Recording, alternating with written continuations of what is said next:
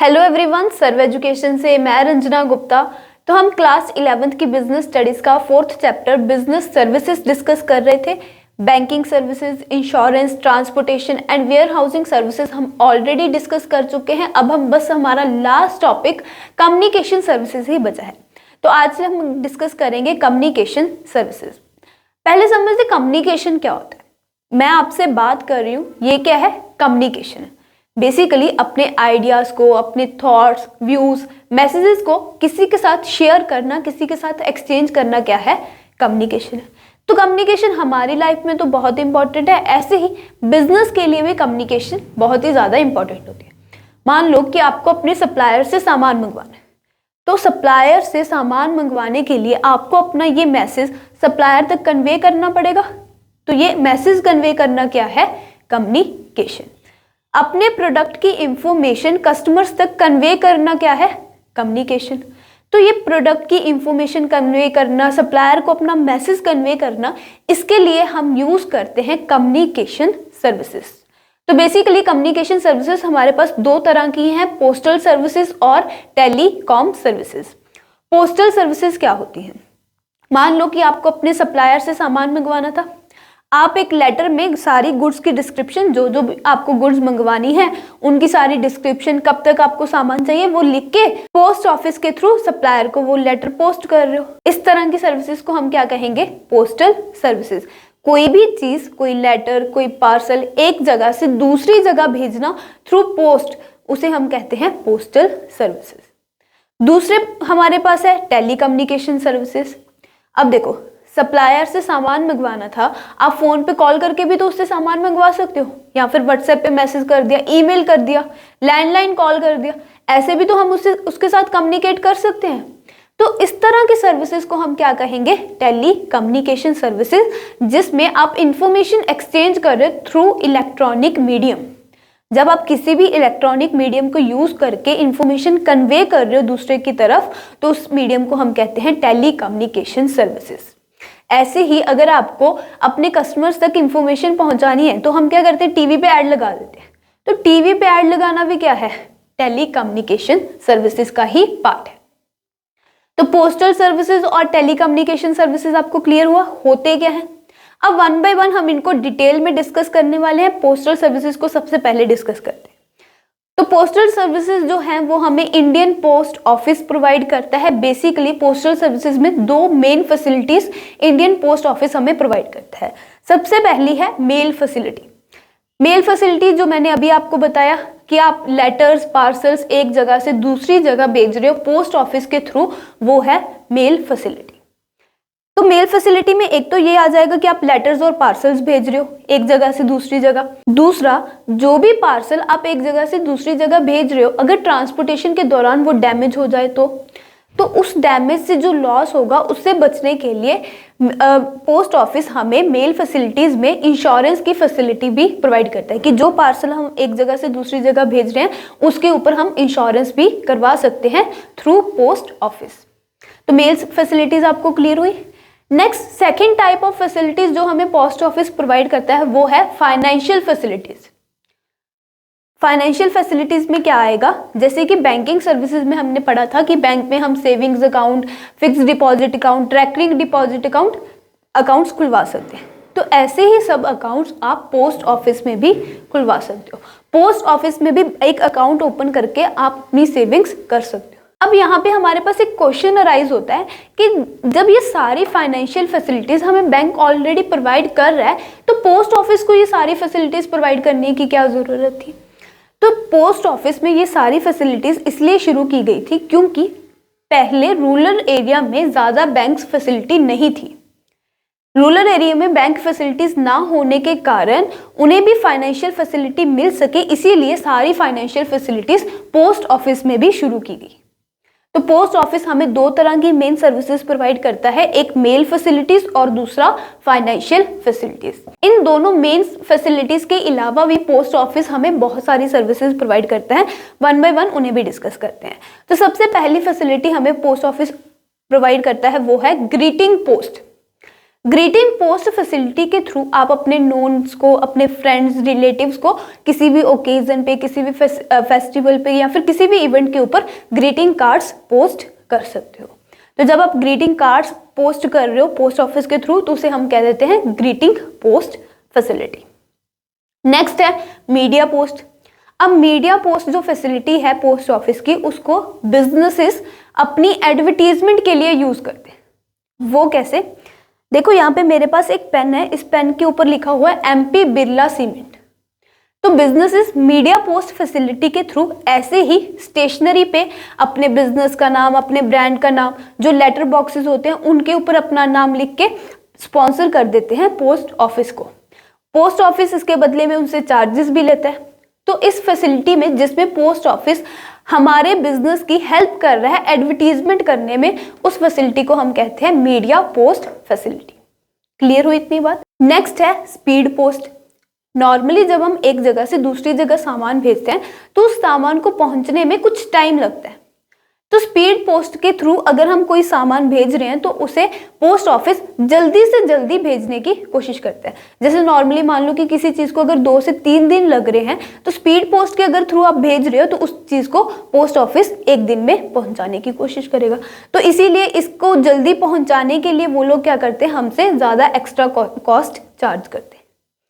Next point है हमारे पास international money transfer.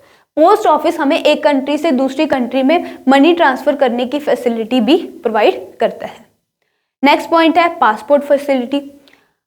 Post office में जाकर आप अपनी पासपोर्ट बनाने की एप्लीकेशन भी सबमिट करवा सकते हो। बेसिकली अगर आपको पासपोर्ट अप्लाई करना है तो उसकी एप्लीकेशन आप पोस्ट ऑफिस के थ्रू भी दे सकते हो। नेक्स्ट है ई बिल पोस्ट फैसिलिटी। ई बिल पोस्ट फैसिलिटी में क्या था कि जो BSNL और भारती एयरटेल के कस्टमर्स हैं, उन्हें अगर बिल की पेमेंट करनी है तो उन्हें BSNL और भारती एयरटेल जाने की ज़रूरत नहीं है।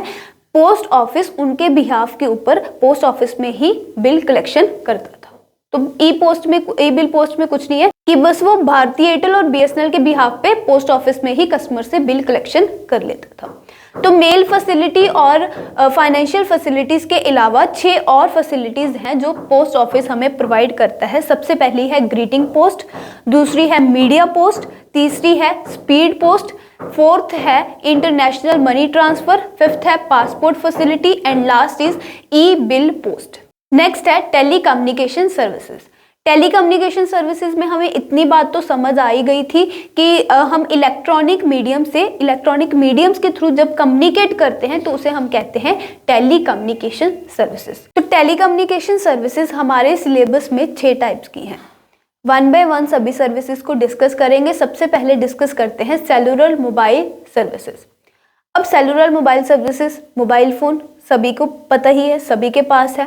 तो मोबाइल के थ्रू भी हम क्या कर सकते हैं, कम्युनिकेट कर सकते हैं।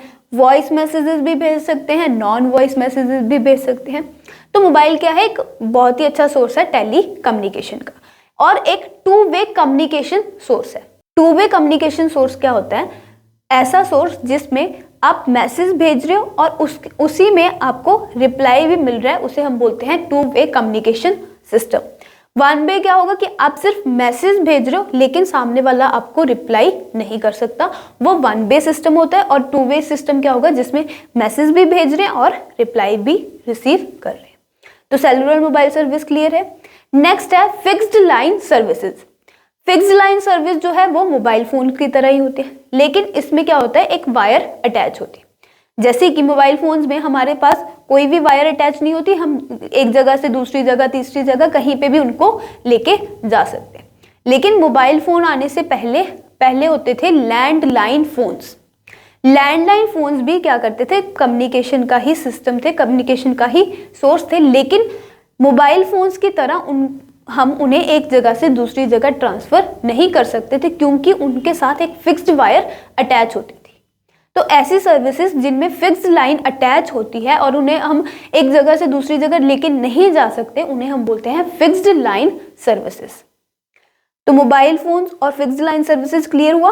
मोबाइल फोन्स जिसमें इस तरह के फोन्स आ जाएंगे जिन्हें हम एक जगह से दूसरी जगह लेके जा सकते हैं। फिक्स्ड लाइन सर्विसेज में जो पहले लैंडलाइन फोन्स चलते थे वो फिक्स्ड लाइन सर्विसेज में आ जाएंगे। अब थर्ड है हमारे पास रेडियो पेजिंग सर्विसेज। अब रेडियो पेजिंग सर्विसेज क्या होती है?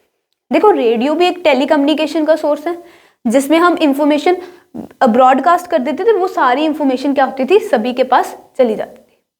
तो रेडियो के थ्रू जब हम इंफॉर्मेशन सेंड करते थे तो उसमें क्या होता था, वो इंफॉर्मेशन ब्रॉडकास्ट होती थी और सभी के पास वो इंफॉर्मेशन पहुंच जाती थी।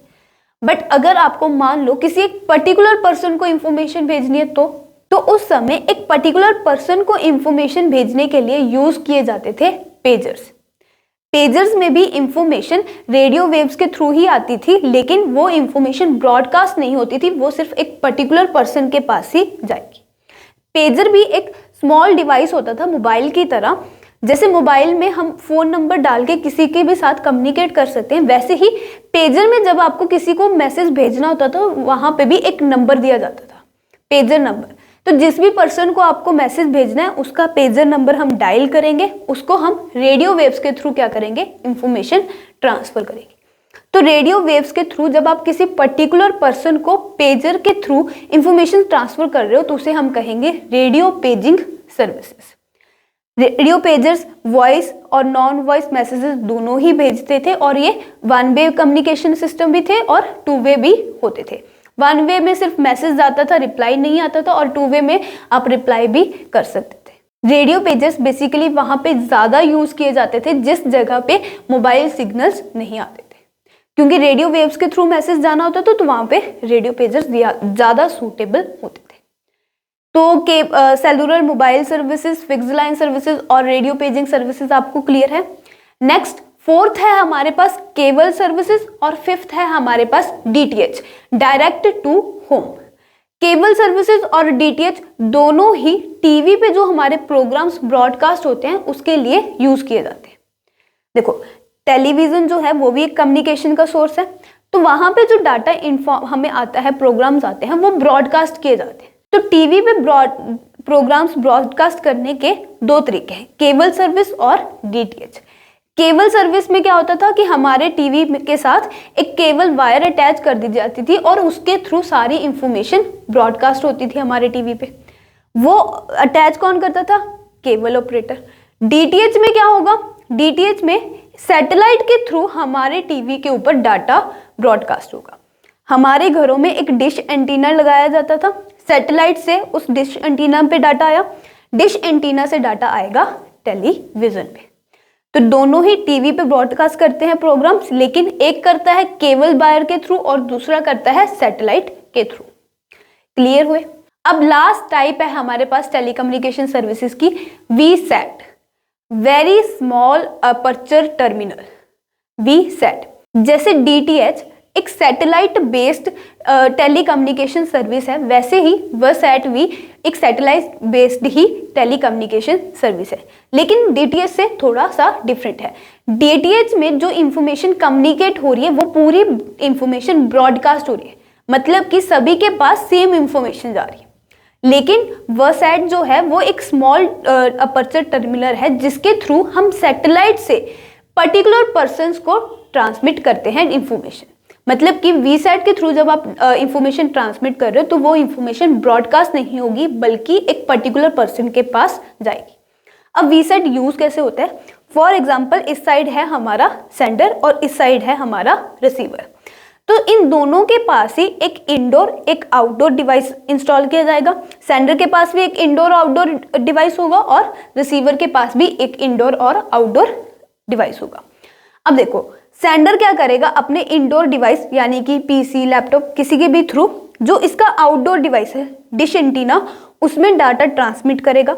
उस आउटडोर डिवाइस से सैटेलाइट में डाटा जाएगा, सैटेलाइट से डाटा जाएगा रिसीवर के आउटडोर डिवाइस में और रिसीवर के आउटडोर डिवाइस से जाएगा उसके इंडोर डिवाइस में। तो वीसैट ऐसे डाटा ट्रांसमिट करता था, इंडोर डिवाइस से आउटडोर डिवाइस, आउटडोर डिवाइस से सैटेलाइट और सैटेलाइट से रिसीवर के आउटडोर डिवाइस में और रिसीवर के इंडोर डिवाइस में।